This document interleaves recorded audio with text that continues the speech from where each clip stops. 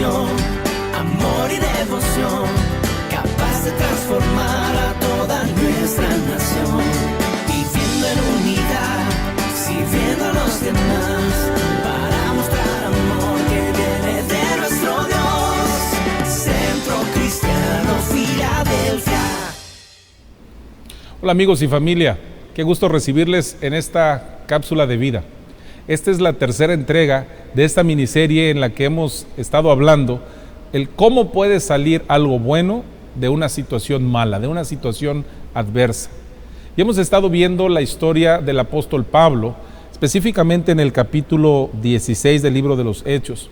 Pablo y Silas son apresados en Filipos por estar predicando la palabra de Dios, llevando el evangelio de la salvación a esta región de Macedonia, Filipos, la primera de las ciudades.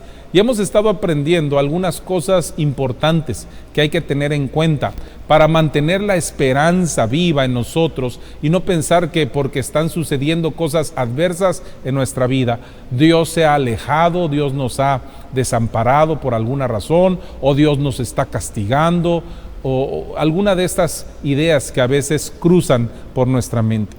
Lo primero que platicamos en la primera cápsula, en esta miniserie, es que permanecer en la voluntad de Dios no siempre será sencillo.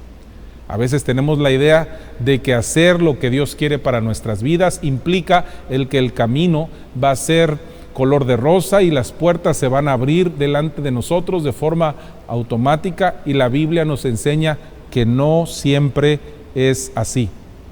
Lo segundo que aprendimos en la cápsula anterior fue que Pablo y Silas supieron cómo controlar sus emociones en medio de la situación de adversidad, y que para nosotros eso representaría una gran ventaja al enfrentarnos a situaciones negativas, difíciles o adversas en nuestra vida. Como Jesucristo dio esta instrucción a sus discípulos antes de ser crucificado, Él dijo: no se angustien, confíen en Dios y confíen también en mí. De manera que nos dio la capacidad de tomar el control de las emociones. Yo sé que no es fácil, pero poco a poco podemos comenzar a aprender. Y lo tercero que vamos a ver hoy, para cerrar esta miniserie, es que debemos de tener por seguro que siempre algo bueno va a salir de cada situación. La palabra de Dios dice en Romanos capítulo 8, versículo 28, y sabemos que a los que aman a Dios, todas las cosas les ayudan a bien. Esto es, a los que conforme a su propósito son llamados. Y hay otra versión, la versión de Palabra de Dios para Todos, que dice lo siguiente en el mismo versículo: sabemos que Dios obra en toda situación para el bien de los que le aman, de los que han sido llamados por Dios de acuerdo a su propósito. Así que algo bueno va a salir de cada situación.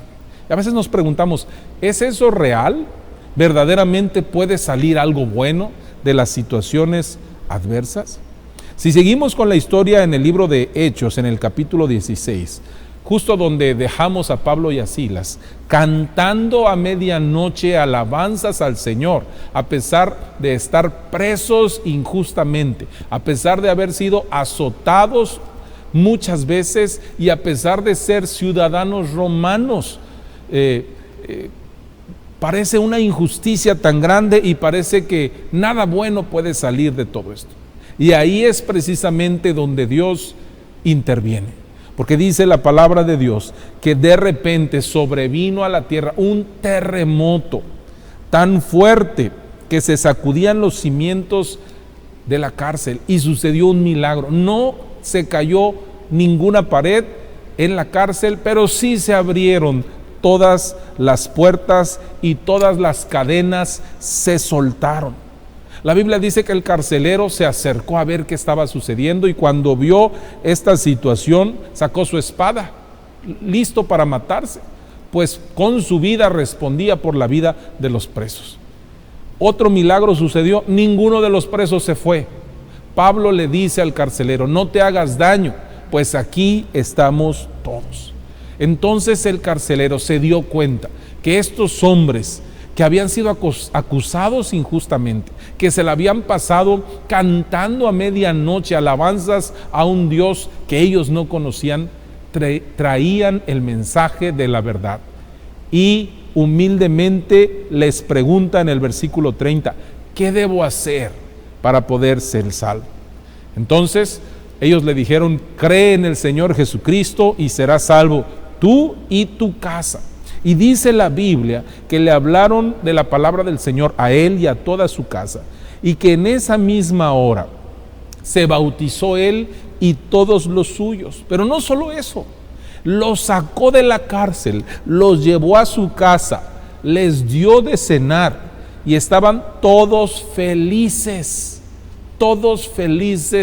a medianoche, a altas horas de la madrugada, porque algo bueno había salido de esta situación adversa.